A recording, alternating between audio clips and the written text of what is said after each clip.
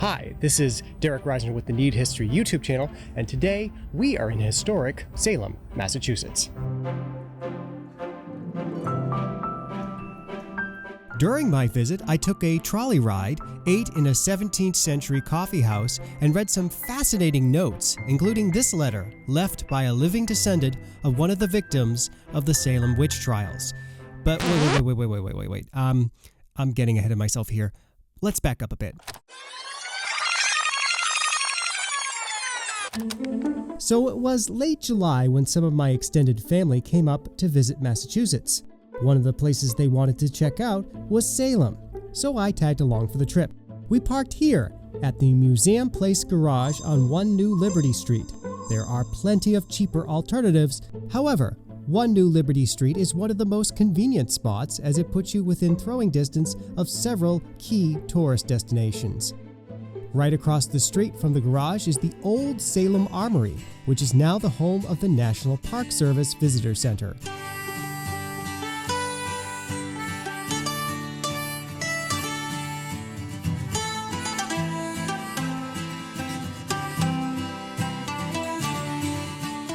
Then, just a short walk across the small Armory Park is the pedestrian mall on Essex Street, the Peabody Essex Museum, and the Salem Trolley Tours.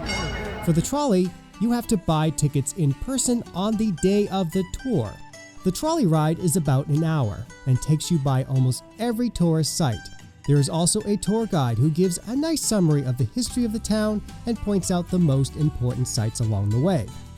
After the tour, we walked along the pedestrian mall and made our way to the historic Red's Sandwich Shop. Red's has been in business since 1945. But the building itself dates back to well before the American Revolution. It was very busy when we dropped by, and I suspect business is probably always booming. In case you're wondering, I had a very nice Monte Cristo sandwich with fries.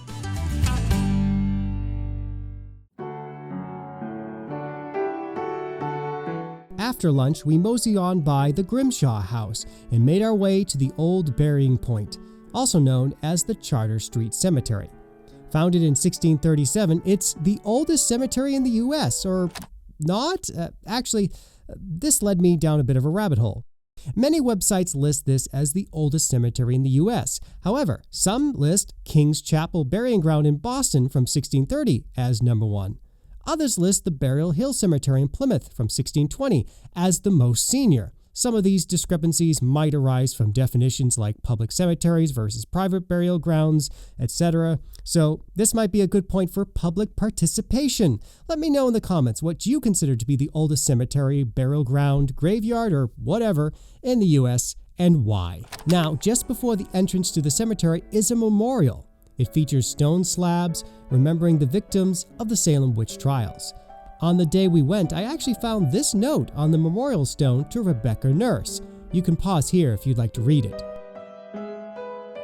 Okay, let's finally get into the cemetery. There's a directory that lists all the important figures buried here. Some that I was able to find are John Hawthorne, a judge in the Salem witch trials and ancestor of author Nathaniel Hawthorne, Samuel McIntyre, Salem's great woodcarver, and Nathaniel Mather, son of Reverend Increase Mather and nephew to Reverend Cotton Mather. Right next to the cemetery is the Salem Wax Museum. I opted to skip this and continue down Derby Street, passing by the New England Pirate Museum.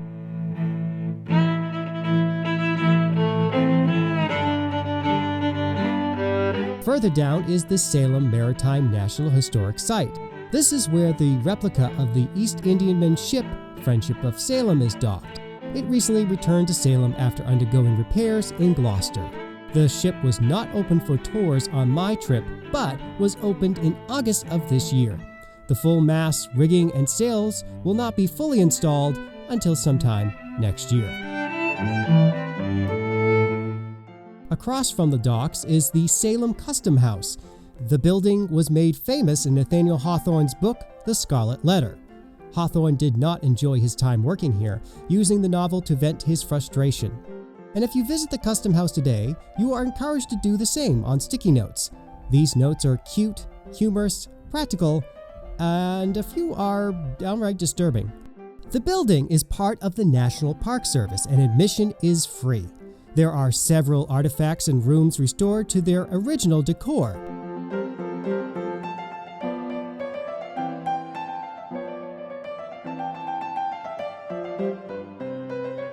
Upstairs, you are greeted by this gorgeous view of Salem Harbor. There's also the original Custom House Eagle stored up here, made in 1826. It was taken off of its perch on the building in 2002 and painstakingly restored to its former glory. It's essentially in retirement now, with a replica perched on top of the building in its place.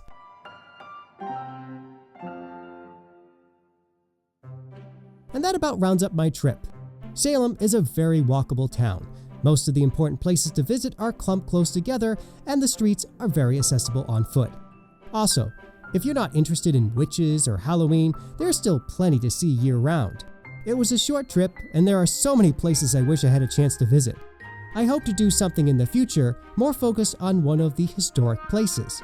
If you have any suggestions or ideas, maybe think about leaving a comment. Until next time, this is Derek Reisner with Need History.